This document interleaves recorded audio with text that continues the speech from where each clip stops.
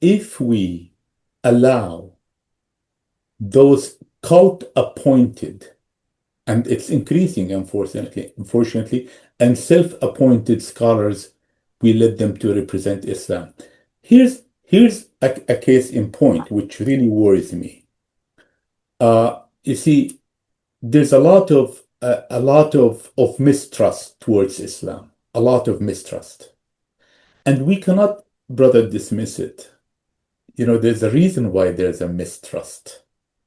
It is mistrust towards the Islam that is by this cultish type of groups.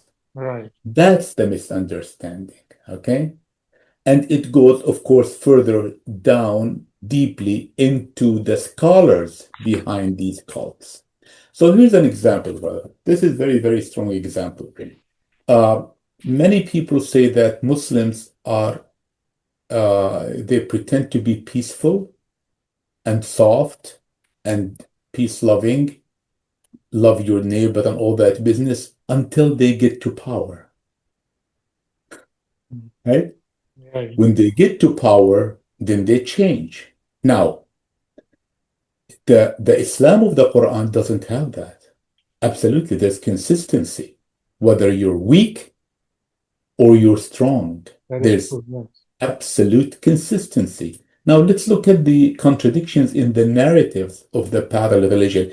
I am not going to go through hadiths because there's so many hadith, and this will take the whole 2 hours or whatever time we Yeah. have. It's not worth it. We Right. stop doing that. But we'll just give the gist of it, the flavor. Okay?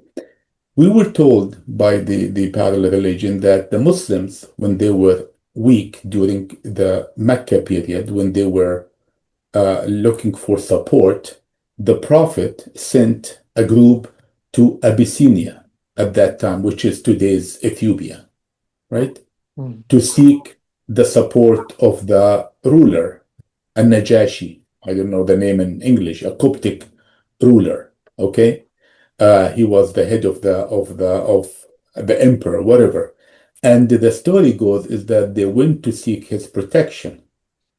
Okay, Mm. and the story goes is that he listened to them and did not allow the Quraysh contingency, the group that were sent to fetch them. Quraysh sent a group to talk to the emperor and Najashi to to allow that so that they don't listen to the Muslims, okay? So that they bring them back with them to Medina as captives. The emperor did not listen to them, and he gave protection to the Muslims.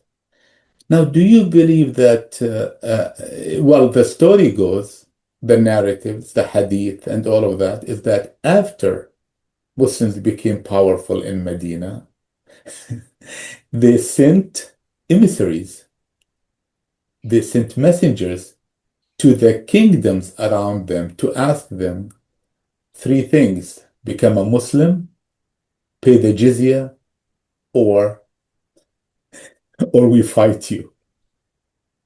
Do you see? So if you listen to these two stories as part of this parallel religion, what do you conclude? You conclude absolutely is that when Muslims are weak, living under a non-Muslim, whatever that means, Right. right? Whatever that means, a non-Islamic government, they pretend to be, peaceful and all of that business once they get to power.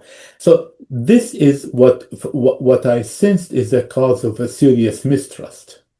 If you look at the Quran, there's no that inconsistency. There's no change of principles. In the story that I told you, here this emperor who gave them protection, they did not tell him, you become a Muslim or we'll chop your head, Right. or you pay the jizya, which I don't believe in it. That's a fictitious, it's a financial penalty.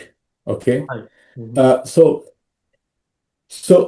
this is one of the reasons that we have to be strong in talking about what represents Islam. Let's not say who represents Islam, okay? Hmm. And I think that's a safe way to put it. It's not who represents Islam, but what is the doctrine that represents Islam. Right.